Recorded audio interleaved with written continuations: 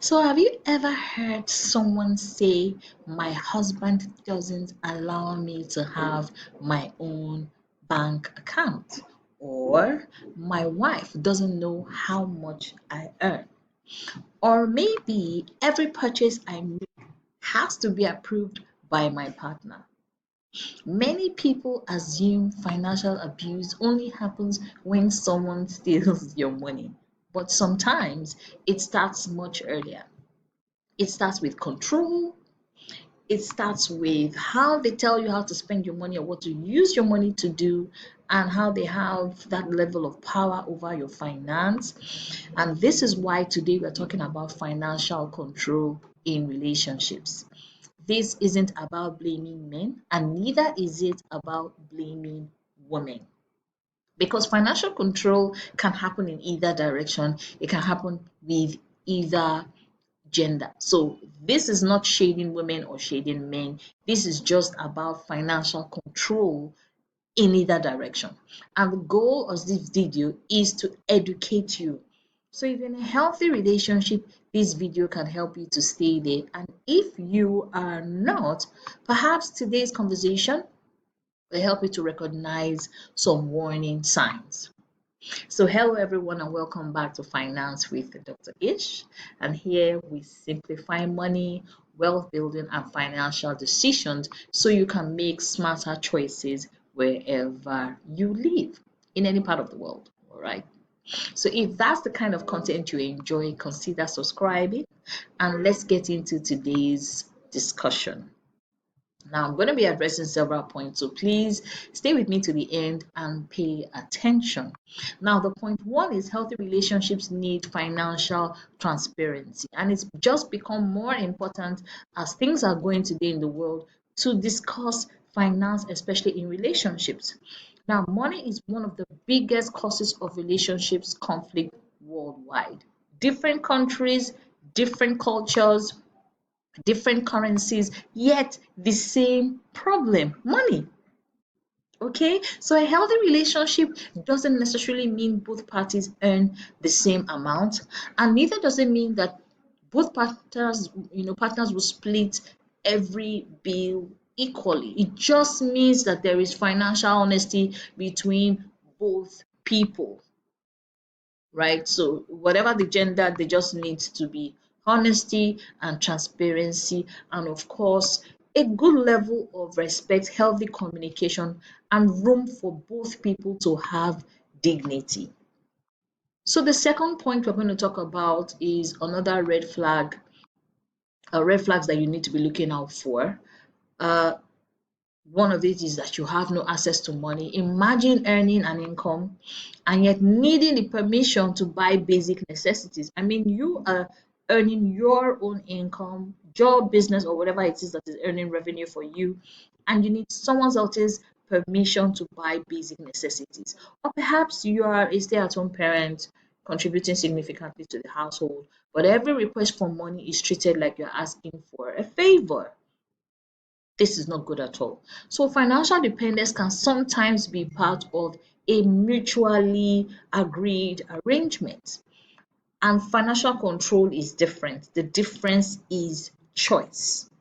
So if one person deliberately limits the other person's access to money in order to create dependence or control, then that's a real huge concern and something you're really going to need to have a discussion, a sit down discussion with your partner.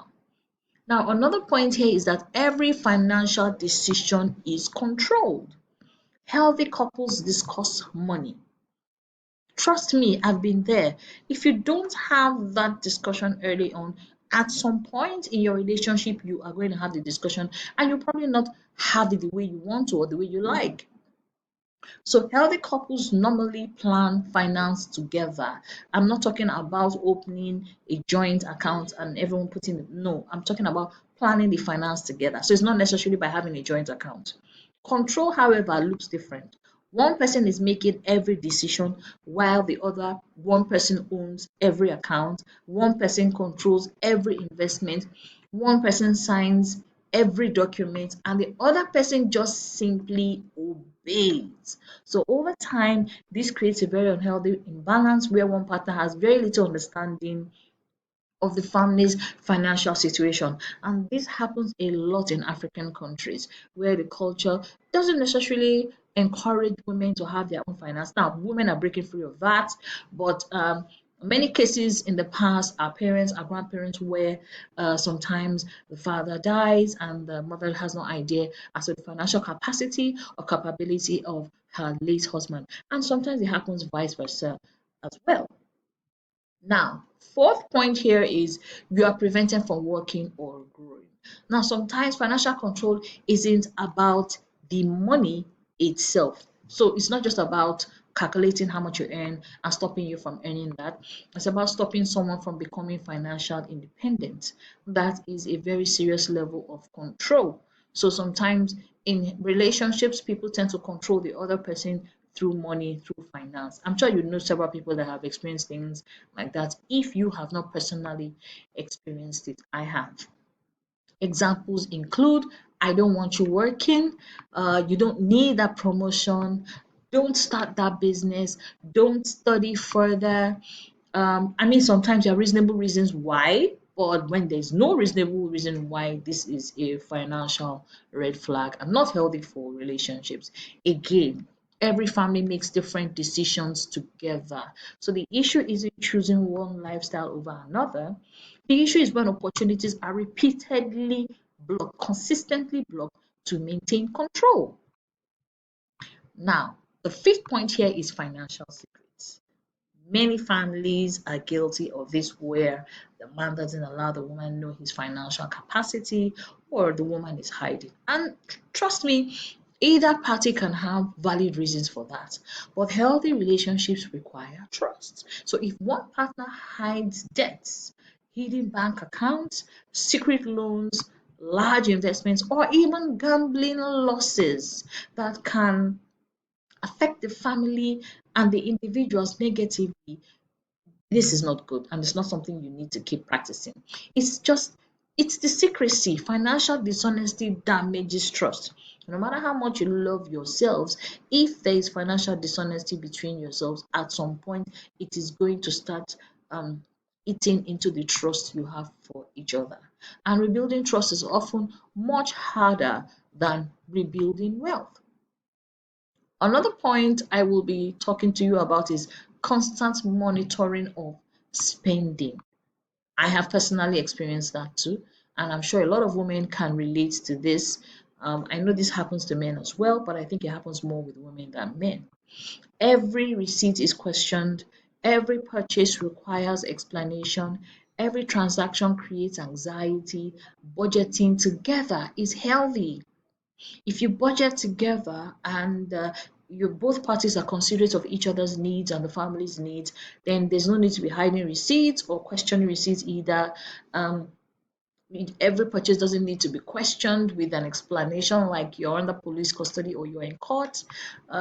The solution here is you need to budget together. And if you can't budget together, then I mean, this tells you that there is a very severe problem in your relationship, and treating your partner like a child when it comes to expenses really doesn't go down well with a lot of people. But of course, it also points to deeper foundational issues that have not been addressed. So adults basically deserve respect, especially in financial conversations. So the seventh point I will bring to your attention is debt in your name.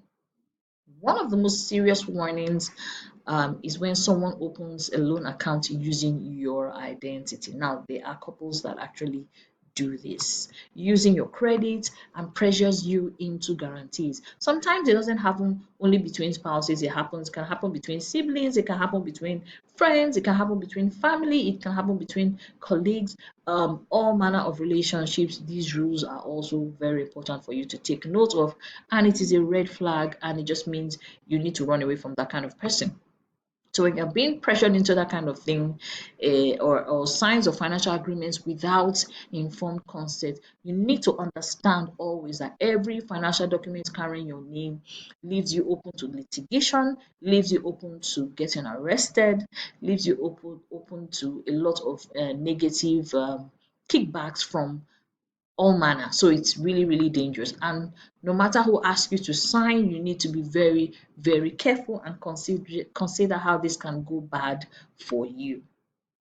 Another point, again, I'm going to talk about is what healthy financial relationships actually look like. So, healthy couples don't have to earn equally. They usually need to just have shared conversations, shared goals, mutual respect, financial honesty, as I mentioned before, and room for individual decisions, emergency planning, and long-term investing, learning together. You can't get it right all the time, but you need to give allowance to each other to learn and grow together. So the goal isn't to be perfect. The goal is partnership. So I'll be sharing with you some practical tips whether you're single or married. Build financial literacy. Know how banking works. You need to also understand investing. What is investing? How does it affect me positively, negatively? Where do I need to start investing from? Maintain your own individual financial decisions, your own financial records. Know your family's assets and liabilities. And document every financial expenditure to help you understand your financial behavior. Learn basic budgeting. If you cannot learn basic budgeting, you're going to be falling into a lot of financial messes along the way. Never stop improving your earning ability. If you have the ability to earn from one source of income, two or three, or even more, that's fantastic, but you need to start from somewhere and gain some level of consistency and courage, then you keep moving on, right? Financial independence isn't about preparing for a divorce. Okay, I'm not telling you to prepare for your divorce. You just need to have those conversations if you've not been having it, and be honest with each other as much as possible. So it's basically about becoming a responsible adult, and strong individuals often build stronger partnerships. So in closing, money should never become a weapon. It should become a tool for building your security, a tool for creating opportunity, a tool for protecting the people you love. Okay, so if today's discussion helped you to think differently about money and relationships, I'd like you to share this video with someone. You never know who might need to hear it. And if you're new here, subscribe to Finance with Dr. Ish.